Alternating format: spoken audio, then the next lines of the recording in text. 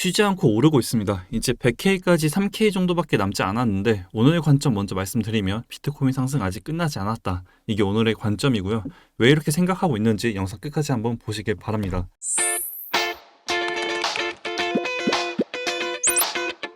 네, 영상 시작하기 전 이제 직전 영상 복귀부터 간단하게 한번 해볼게요. 어제 영상 기준 비트 1시간 차트를 봤을 때 어센딩 트라이앵글 패턴이 포착이 됐습니다. 이 패턴 같은 경우 하락보다 상승의 확률이 더 높은 패턴 중 하나이고요.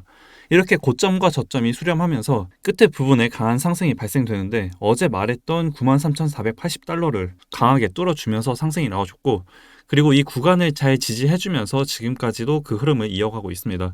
그리고 앞으로도 저는 이 상승의 흐름을 쭉 이어갈 거라고 보고 있는데, 솔직하게 말하면 지금 현재 이 위로는 얼마까지 갈지 전혀 감이 안 잡힙니다. 뭐 이걸 아는 사람도 없겠죠.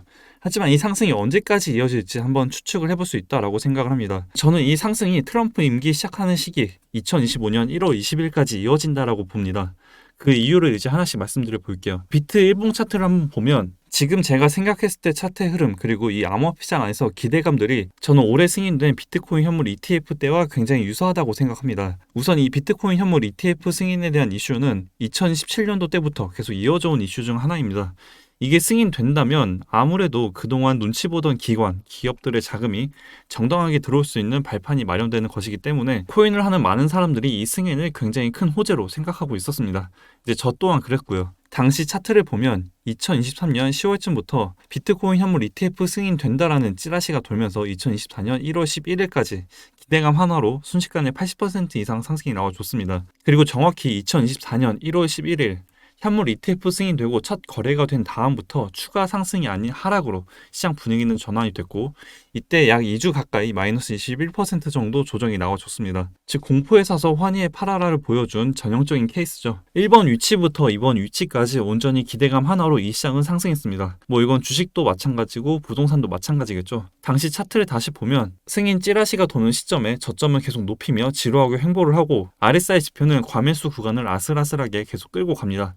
전 지금도 마찬가지라고 생각을 하는데요. 지금 현재 아직까지 이렇다 할 조정 한번 나오진 않았지만 저점을 계속 높여가고 있고 RSI 과매수 구간을 해소하는 듯 하다 옆으로 끌고 가는 모습을 보여주고 있습니다. 물론 여기서 이 이후 약 조정 당연히 나올 수 있습니다. 하지만 올해 초 비트코인 현물 ETF 승인이라는 기대감의 힘을 봤을 때를 참고해보면 장대 양봉이 나왔던 시점의 캔들 다음 캔들 저가를 깨지 않고 계속 저점을 높이며 상승이 나왔다는 점, 지금도 마찬가지로 저는 이 캔들의 장대 양봉 다음 캔들의 저가가 깨지지 않는 이상 계속해서 상승을 보일 계획이고요. 2025년 1월 20일 트럼프 임기가 시작되기 전까지 이 상승 랠리가 이어질 것이라고 생각합니다. 이제 그 다음으로 제가 보는 앞으로의 기대감은 총 3가지입니다. SEC 의장 게리 갠슬러 사임, 크립토 업계 대표들 고위층 인사, 트럼프 친암호화폐 정책, 이렇게 3가지의 기대감을 가지고 있고, 먼저 첫 번째로 SEC 의장 사임에 대한 기대감입니다. 이제 기사들만 봐도 벌써부터 커지고 있죠. 게리 갠슬러 임기일은 2026년까지 되어 있습니다. 트럼프 마음대로 할 수 있는 부분은 아닐 거고 당연히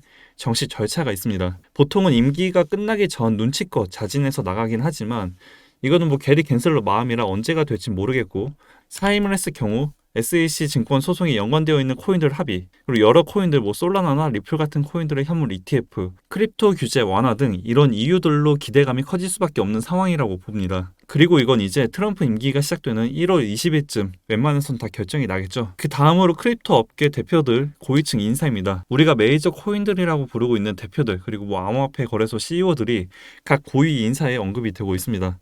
이것 또한 각 해당 코인들 그리고 거래소들에겐 하나의 타이틀이 생기는 것이기 때문에 당연히 호재일 수밖에 없고, 뭐 지금 누가 될지는 트럼프만 알겠지만 지금 언급되고 있는 사람들만 봐도 친암호화폐 또는 크립토 업계의 사람들입니다. 그렇기 때문에 기대감은 더 커질 수밖에 없습니다. 마지막으로 트럼프 친암호화폐 정책입니다.